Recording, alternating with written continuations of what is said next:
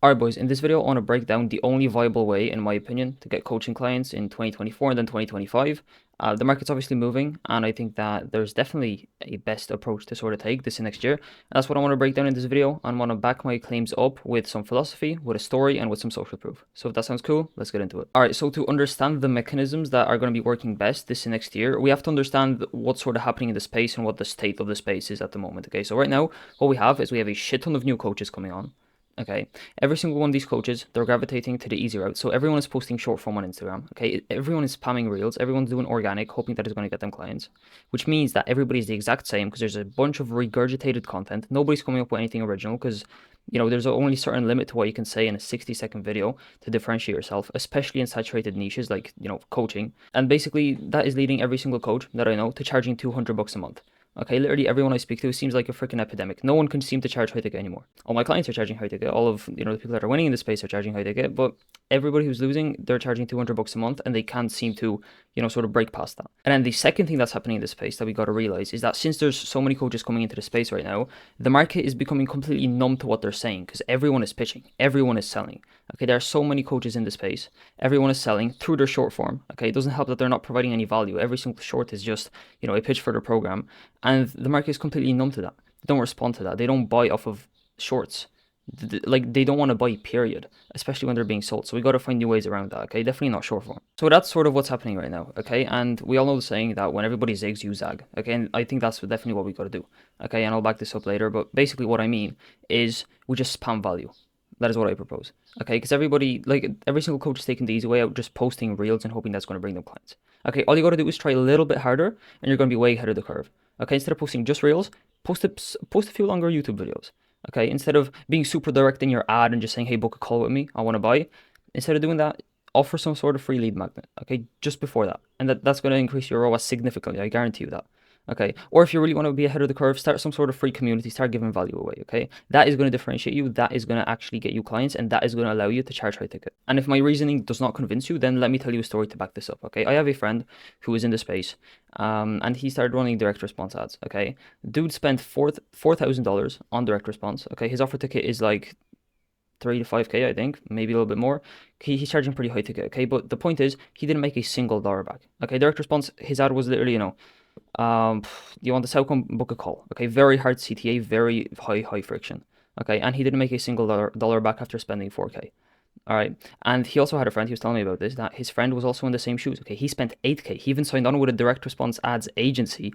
He paid them like 15K, so that's like 23K down the drain. Once again, he didn't sign a single client back from all that direct response. Okay, so clearly there's a trend here. Direct response is not working as well as it used to. Okay, and that one friend, the one that spent 8K, okay, apparently he switched over to a more value-based funnel. That's what my friend told me.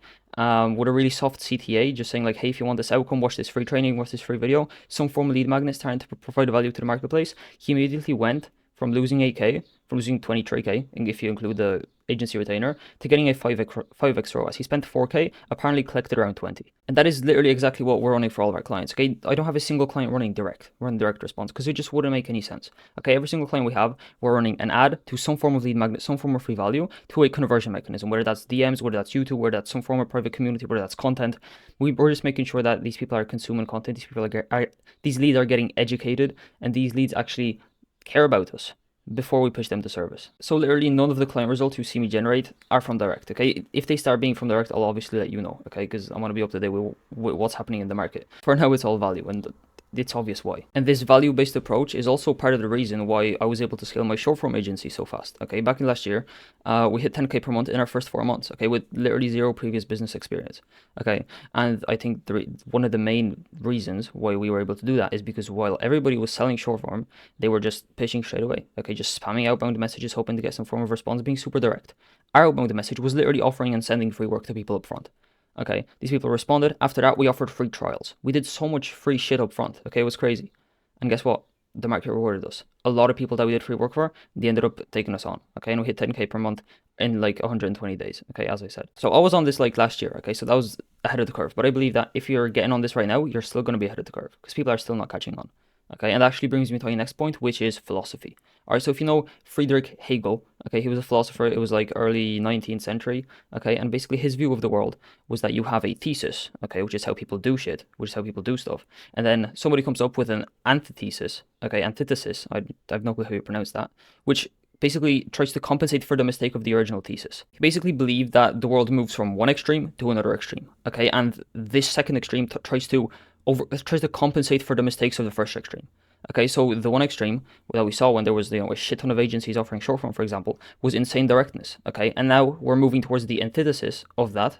Okay, the other extreme, which is offering insane value. Okay, and it's sort of like a pendulum motion that's happening. Hegel did say that there's finally like an equilibrium that is reached after like a couple of these, bounce backs. However, since norms change and cultures change, we're never going to reach an equilibrium because something that is considered an equilibrium now won't be in a couple of years.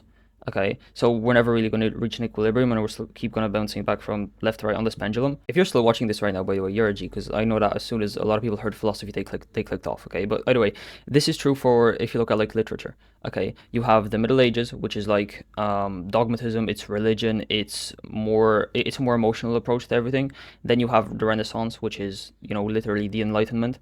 Then you have back to Romanticism, which is emotions again, then the Victorian era, which is the era of great progress in civilization, and then you go back to modernism, which is again emotion and mysticism, that sort of stuff. And also, if you look at political issues, we're going from left to right to left to right, and we continue to go from left to right. If you look at like the presidents of the USA over like definitely the last 50 years, it just keeps going from Democrat to Republican, okay? And there's a reason for that. And there's parallels between that and online business. In terms of online business, what we had to work was obviously started with direct response, okay? That was like Dan Kennedy with his direct response crazy offers, okay? And Alex Hormozi rose in that era, Russell Brunson rose in that era, but they're actually great examples of a transitionary period.